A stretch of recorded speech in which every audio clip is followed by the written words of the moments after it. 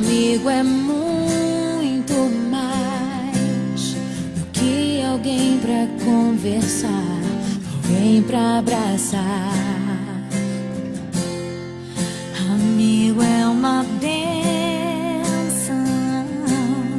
que vem do coração de Deus pra gente cuidar.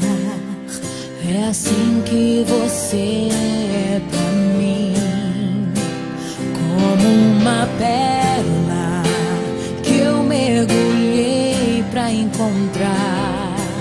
É assim que você é pra mim, um tesouro